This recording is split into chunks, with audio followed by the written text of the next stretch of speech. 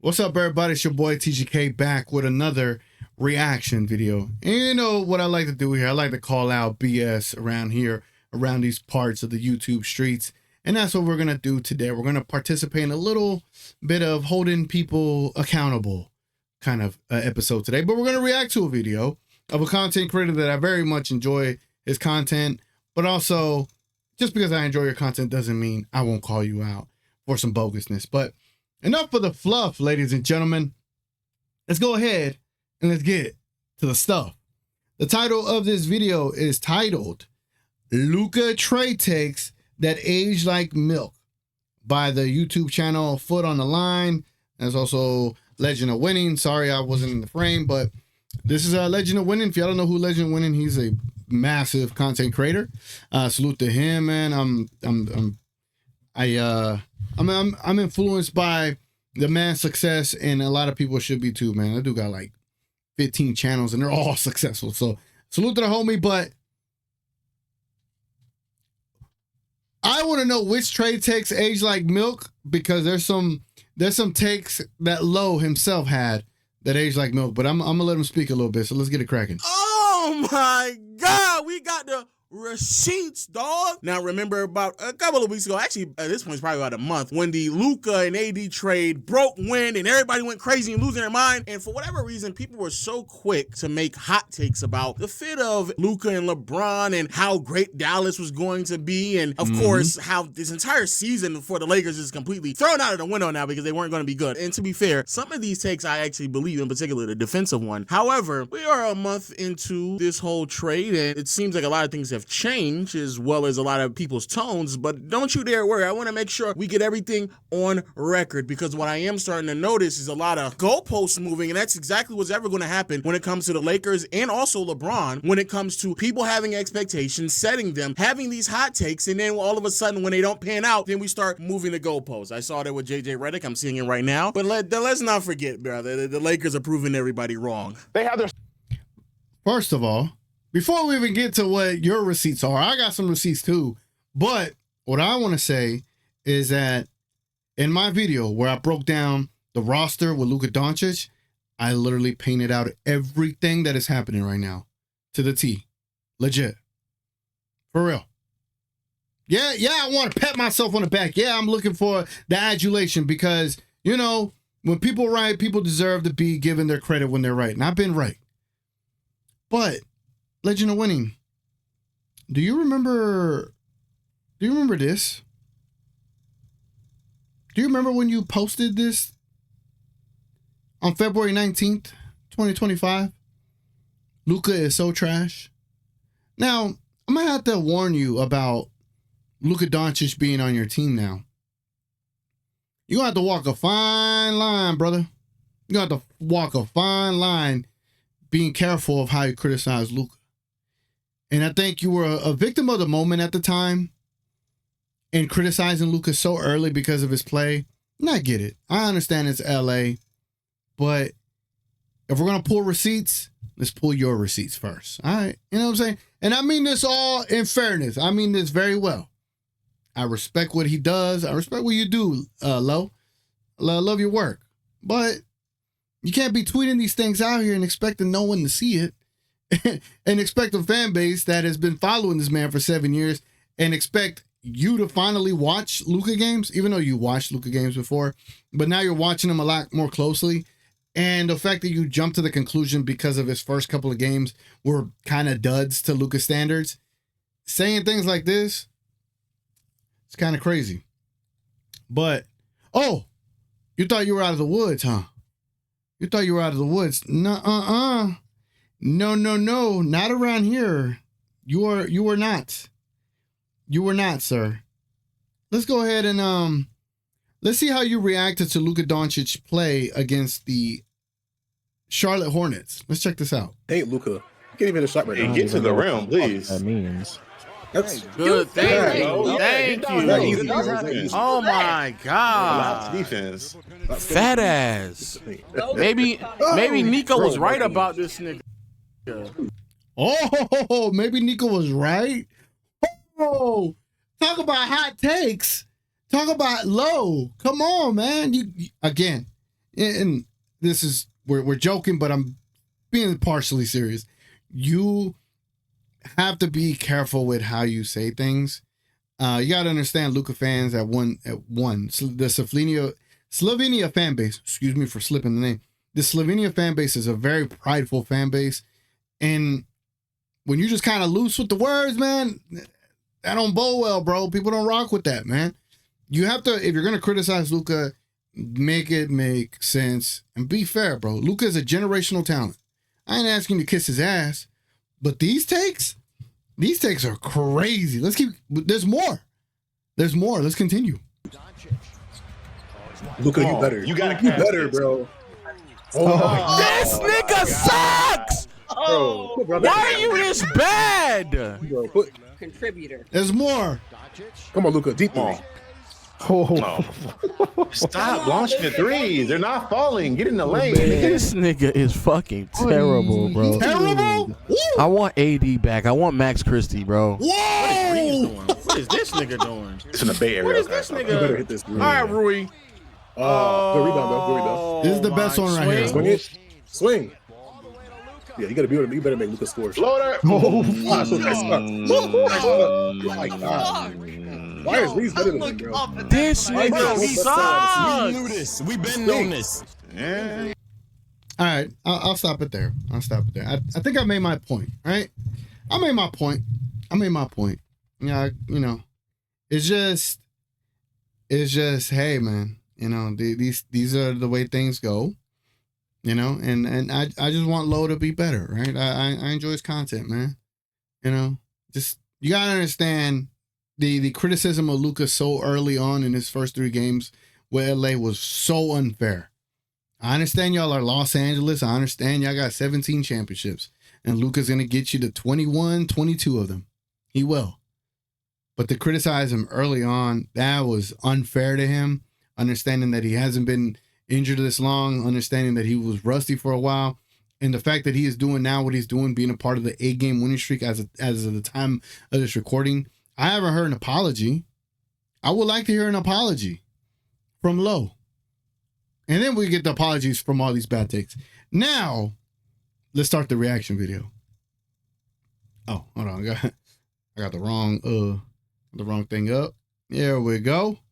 Now, let's start the reaction video. Second worst defensive performance in the second game that Luka showed up. That's an issue because everybody said, hey, watch out, Luka's a defensive liability. Is it coincidence, is it causation, or is it correlation that the second Luka shows up, the Lakers have their second worst defensive performance of the season? The Utah Jazz have their 4th highest offensive output of the season the second Luka shows up. Luka, he's a lazy defender. That's what they told me at the desk. That's what you told me at home, and you were right. It's so crazy how people like this brother right here will throw around the terminology lazy, and yet your reporting or your analysis on what happened in that game was extraordinary. Lazy. First of all, let's not even talk about the fact that DFS didn't even play in that game. But second, more importantly, yes, Luka did not have the greatest defensive outing. Yes, he picked up a lot of fouls, and yes, I don't think that he was all that great. However, the reason why the Lakers looked bad defensively in that game wasn't because of Luka. It had way more to do with the lack of size. Jackson Hayes got hurt in that game, only played 7 minutes, so we had to play even smaller. And in that game, bro, both Lauri Markkanen and Walker Kessler was going crazy. That's the reason why we lost that game. Lauri Markkanen in that game had 32 points. Walker Kessler in that game had 16 points, and he was perfect from the field. That's why we lost in that game. Not because, everybody didn't know what they were doing on the perimeter. No, they were just beating us up inside, bro. Pause. Here's the thing about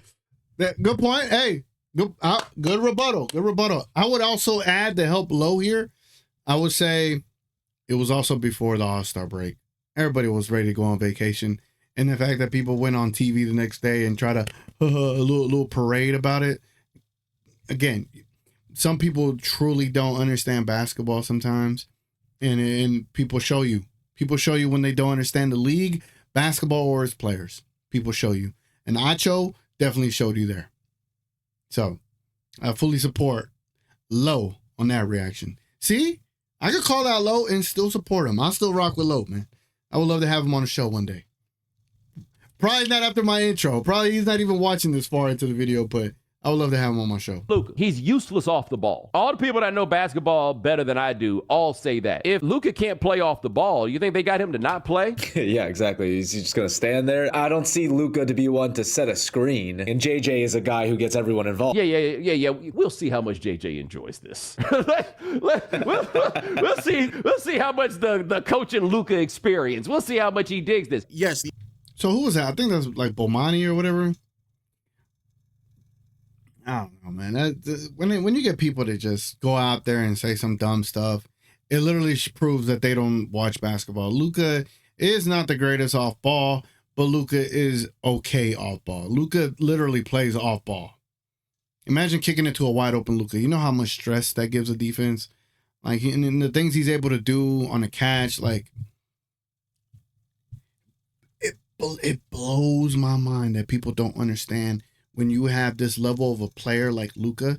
You know what it's gonna take? It's gonna take Luka to win one championship, and everybody's gonna change their narrative. But when in reality, y'all should be smart enough to basketball to know that this isn't just your dumb, ordinary player that's just here to get money. Luka's here to get championships. Luka gives a damn about this sport. Luka loves this sport. It's different, bro. The idea that Luka and LeBron, their ability to play alongside one another, to be fair, I think that was a fair criticism. Some hesitation to be there. And I think also the criticism, or at least some form of reservation of who Luka Dončić is off ball, I think that's fair as well. And for the most part, early on this experiment, Luka has been much more all-ball dominant, which is why I don't know why people were questioning who Luka was going to be off ball when LeBron would be the one who's more off-ball oriented. LeBron has been saying this for years now. So even when people was questioning this, which again, I think these are valid questions, to be fair, the idea that you pivoting to what Luka's going to look like off ball when LeBron has been the one asking to be off ball since his last year in Cleveland makes no sense at all. But to believe that JJ Redick wouldn't be intrigued by the idea of coaching Luka when Luka has been the player that he has obsessed and fawned over for years, to even dare think about that is dumb. You may not be familiar with JJ Redick's work, but any and everyone knew that JJ Redick would have loved the opportunity to coach Luka Dončić. Great point. Great point, Lo. Damn, that was great. Hey, he said it. LeBron has been looking to be off ball, and you're seeing the fruits of that labor with Luka and LeBron being combined, and you see how it's marinating, and you see the full court passes. Like, it's beautiful. It's chef kiss. Like, it's perfect, bro. And it's only gonna get better. And these folks right here with their hot trash takes, just continues to show that they don't know what the hell they talking about. Is not a point guard. Luka plays on the ball. I would argue that James Harden is more of a point guard than Luka is. They are, as my buddy Shannon says, he's a point guard, not a pass guard. He's a lead guard. Luka is one of the best playmakers the league has ever seen. He is one of the best passers the league has ever seen. And that was seen before he even put on a Laker uniform. So anyone questioning his ability to generate open looks for his teammates and find them, regardless of how difficult the reads may need it to be, I'm sorry, you just don't know basketball. If that takes away from him being a point guard because he also scores a lot of points, that makes no sense to me. But the ability for him to pass certainly was not going to be an obstacle just because he scores a lot of points. It's not 1997. We've now acknowledged and have the capability of realizing that a point guard, a player who dominates the ball, can not only pass but also score. This is just Low cooking this dude, bro. Low cooking this dude, man. Damn. I'm pretty sure the people that saw the video in the beginning where I called out Low, y'all probably thought I was just going to continue shitting on him. No, like, I understand he said it in the heat of it, right? There's so much expectations in those games. It's just, you got to be careful a little bit, man. That stuff lives on the internet. And I know Low's a Laker fan. Like, you got to be careful. But when Low has his receipts on people, damn, he does a good job, bro.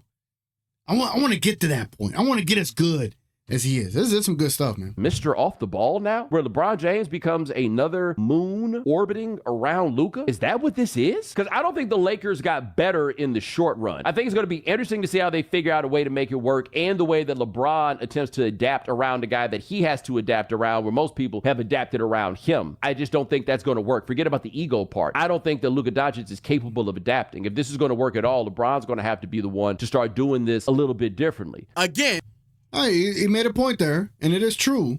It did take LeBron make that change to allow Luka to be Luka and LeBron to fit in around Luka, but it's a seamless fit. It's a seamless fit. Like, LeBron doesn't have to be the point guard. He's 40. Like, the fact that, I think the question was he going to do it?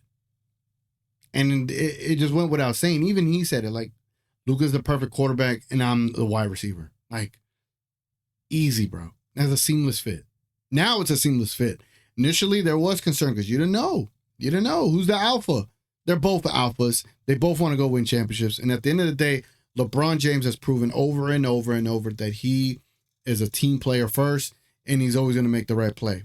And to make the right play on this team is for him to be more off ball and let Luka be Luka. And he's been asking for that for like 5 to 7 years now. And anyone who's watching the Lakers this season, he was already doing it. LeBron's had the least responsibility on ball this year than we've probably seen in his entire career. With both Reeves and AD being much more prominent figures in the offense, LeBron was significantly off ball. He was way more catch and shoot, way more play finishing, way more in transition. The idea that anyone was questioning what LeBron was going to look like with one of the greatest passers, playmakers, decision makers of all time did not make any sense to me, because LeBron has not only been asking for it, but he has been working his way into that role anyway. I think the defense was a fair criticism. I think there was some legit concerns there, but fitting with one another, I think people y'all just overthinking it, whatever the word is. Yeah, it works. About your feelings. Like, I don't understand why this is that people think somebody's supposed to weep for them under these circumstances. Like, anybody talk about the perspective of a Dallas fan? You go do that with them crying ass people. Did you see the people that was out in front of the building and ordered a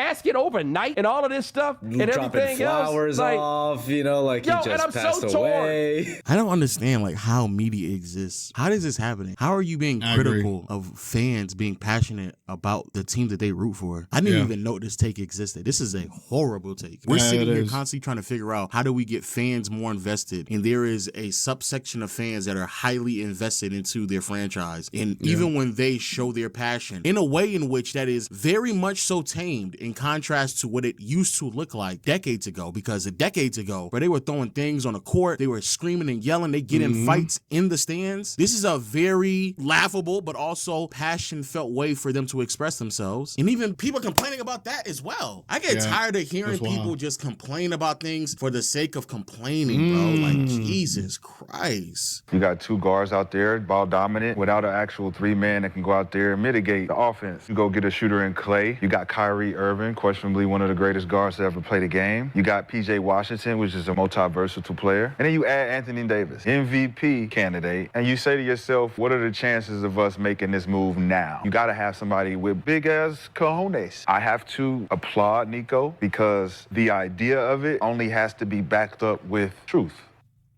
Huh? What the fuck? Hell no, Rashawn. Applaud Nico? Film don't lie. And when you watch film and you're trying to figure out why you're losing and this one thing keep pointing out, blaring, it's like, damn, rewind it, him again? Damn, rewind it, him again?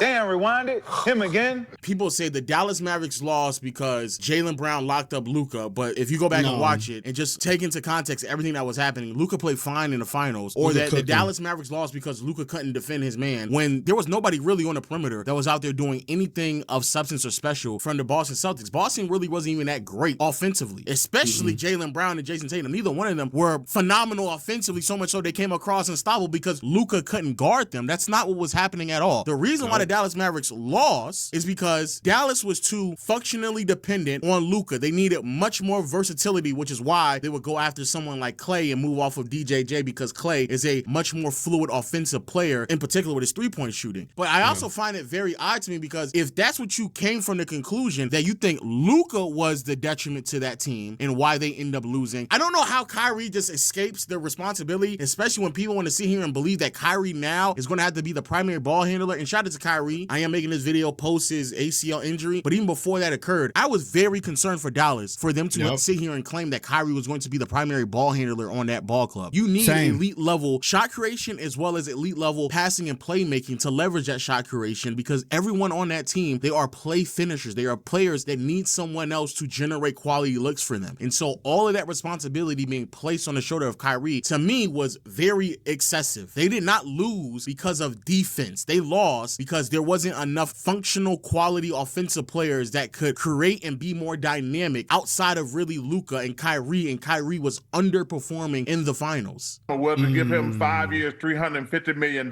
That's a lot of money to give a guy you don't think can stay in shape who's always going to be hurt. Shit, sound like you.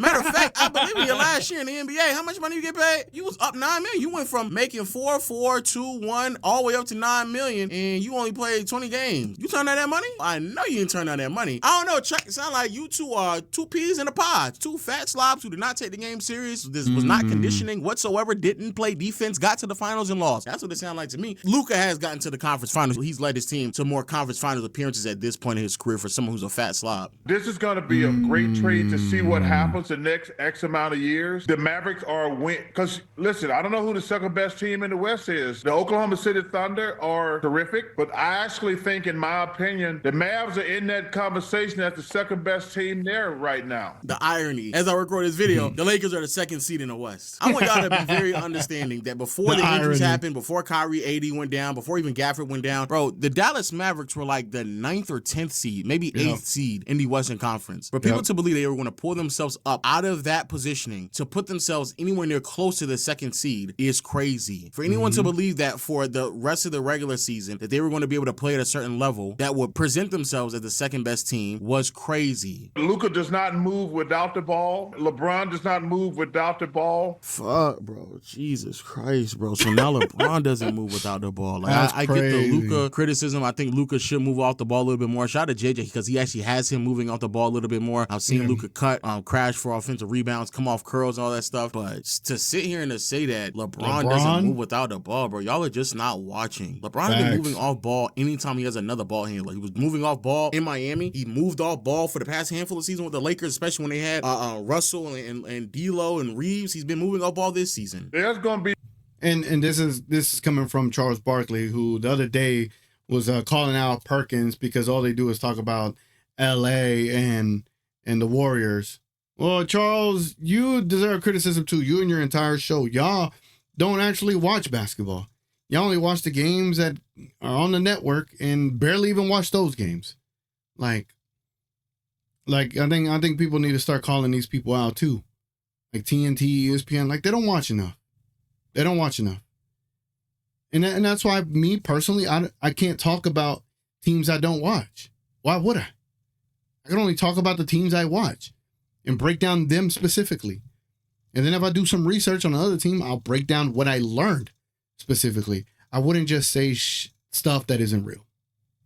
Some serious growing pains when those two try to play together. Now, they're both great players, don't get me wrong, but LeBron wants the ball and Luka definitely wants the ball. So it's going to be very interesting how that work out. The other thing I'll always question is like, why is it that y'all were so optimistic about the Phoenix Suns and their playing style is exactly the same and they actually lack very important fundamental aspects of a functional offense, which is passing and playmaking, where both of these players actually possess those skill sets while also being really good shooters, especially LeBron. LeBron this season has been a much improved shooter than he has been in previous years. And even back when Kyrie, James, and KD were on the team with one another, but now all of a sudden Luka and LeBron, y'all just think that it's going to be impossible for them to fit alongside one another. I don't understand that at all. It's going to be a seamless transition to Dallas, plain and simple. He complains all the time about the 5. I don't even understand why he complains about the 5. Unless you're playing against Joker or Embiid, do we have any more big guys in the league? AD more so complains about the 5, not only because he's been forced to put on weight, which is really taken away from who he is as a defender because he doesn't move as fluently as he once did, but to and more importantly, because he's guarding the 5, he also has to stay attached to the basket more often to help out with rebounds because when he does move out on the perimeter a little bit more, he doesn't have any backline help to help crash out on the boards, which takes away from his defensive impact. That's why. It's not about him having immediate impact when he's defending like a Jokic or Embiid because even when they go up against those matchups, he still doesn't defend them because he roams around because that's the best way to utilize him as a defender. Luka. See, and Lowe's a Lakers fan. He wouldn't know exactly what's going on. I couldn't give you that take right there. And so you got to listen to the people that talk about and follow their teams, man. And obviously Lowe knows exactly what he's talking about. And LeBron could get 30 each. Hey, Greg, Yeah. Greg, and they both can give up 30. Yeah.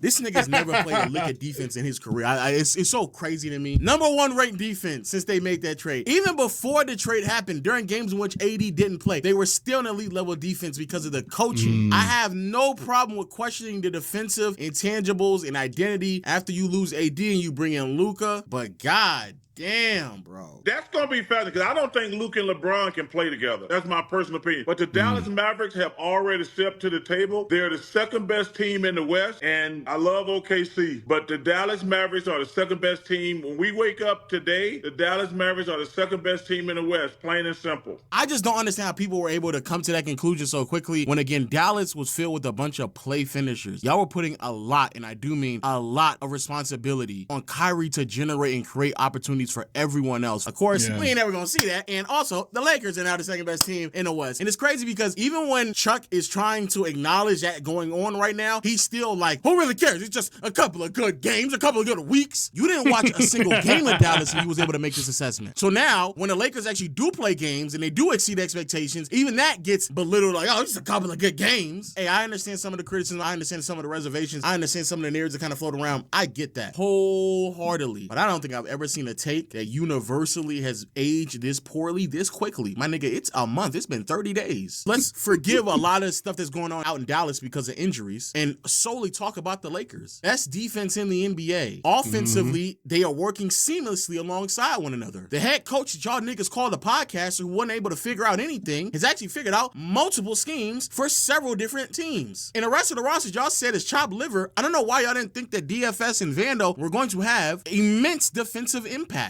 Even gauging who the Lakers were in the early stage of the season, when on the weak side help, we had Dalton connecting D'Lo instead of Vando and DFS is silly. It's foolish. Now, again, I don't want to be completely unfair and victory lap on some of these takes that have just aged so badly, in large part due to the injuries that Dallas has sustained. But I do think that it is very odd to me how quickly people were willing to dismiss 2 of the greatest minds the league has ever seen, even though they were very, very high on the big 3 out in Phoenix or the big 3 out in Brooklyn or a lot of other big 3s has been formulated over the past 2 to 3 years. But when you put 2 passers and playmakers alongside one another, even if one of them isn't the greatest off ball in Luka, the other one in LeBron has been begging to be off ball way more often because he knows that he's getting at that point in his career. When you sit there and tell me that, oh man, I don't know what JJ's gonna do when he's coaching Luka. JJ has been jerking off the Luka film for 3 years now on his podcast. The nigga had to break out of character because he was smiling so much on the sideline earlier this season. He was literally smiling ear to ear. He's like, bro, I gotta lock in. My dick is getting hard. Just like I'm sitting next to fucking Luka. Like, bro, he has been so happy with the idea of coaching Luka because he's been dreaming about it for years now. I say that because I know for a fact AD is not going to get his credit. Max Christie's not going to get his credit either for their time on this team. LeBron is not going to get his credit because he's been a significantly better defender since that blowout loss against Miami when everything really turned around for them. And anybody who's been watching him knows that. It is not just the last 2 weeks. He's really played much better defense. No, nigga, you just start tuning in because Luka's on the team. That's why. Y'all are telling on yourselves. Y'all don't watch the games.